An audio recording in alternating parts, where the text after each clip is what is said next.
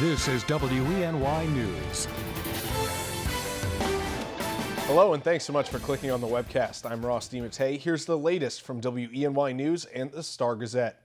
Yesterday it was announced that the food conglomerate Kraft Heinz will close their plant in Steuben County, which would put nearly 400 people out of work. But elected officials say they've reached an agreement to keep the facility open for another 12 to 24 months in order to hopefully find a buyer. The Kraft Heinz plant in Campbell was one of 4 facilities up for review for possible closure. Now Campbell has been slated to close its doors, while the other 3 locations around New York State will remain open. And those plants will also see multi-million-dollar upgrades. For Campbell, Governor Cuomo's office says the company will work with officials to try to find a buyer to maintain employment at the Steuben County location. A body was found in the Ithaca Falls yesterday afternoon. According to the Ithaca police, the body was discovered around 2:30 in a creek bed in the falls. The cause of the death is not known at this time, but an autopsy report is pending. The name of the victim will not be released until the family has been notified. Well, lung cancer accounts for 30% of all cancer-related deaths, yet it gets the least amount of funding for research. That's why communities nationwide will host vigils throughout the month of November for Lung Cancer Awareness Month. And tonight, Guthrie will host its Shine a Light on Lung Cancer event. The vigil will be held at the Elks Lodge in Sayre, Pennsylvania, starting at 5:30 tonight. Pennsylvania's Attorney General seems to have decided if she's going down for criminal charges, then she's not going down alone. Kathleen Kane has released hundreds of sexually explicit and crude emails linked to current or former public officials. As all 3 branches of state government have been moving against her, Kane has threatened to release more, causing fear throughout the state capitol about whose emails may be next.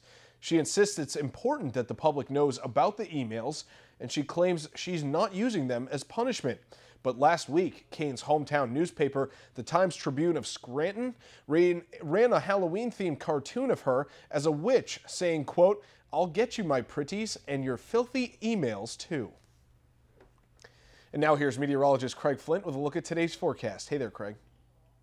Okay, Ross, thanks a lot. Hey, good morning, everyone. Temperatures already starting better than where they have been the past several mornings, 40s, 50s, and even some 60s already. It's not going to be a record breaker today, but still abnormally warm with a high of 72. Now, the drawback to this type of weather, and Ross knows this all too well right now, is people are getting sick.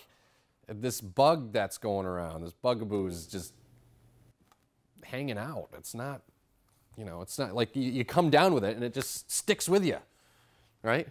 Mm-hmm. Yeah, see, he can't talk right now. He's got a little Kermit the Frog in his throat there. So, look, I think today's mainly rain-free.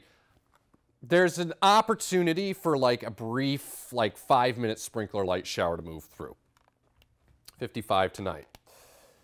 So here's a look at first warning satellite Doppler radar, and what I was illustrating there with my scribble there on the map is high pressure anchored off the coast now, and you got to remember it's a clockwise flow around high pressure. So you see this moisture creeping up the coast here, and also some of the extra cloud cover that's building in as well. That's what you're going to notice today, more cloud cover, and inside the thickest clouds, I can't rule out a sprinkle or light shower. Most of the time today, it should be rain-free. So cloudiness with intervals of sun. Again, maybe a brief shower or 2 popping up. You'll see one kind of moving through here. Then we get into Friday. Here comes the cold front. Now it gets windy on Friday. Southwesterlies. Gusting to 30, maybe even 35 miles an hour, and there's even an opportunity for a thunderstorm to come through. Now, once the cold front pushes east, winds will shift into the northwest, so that will usher in some cooler air over the weekend.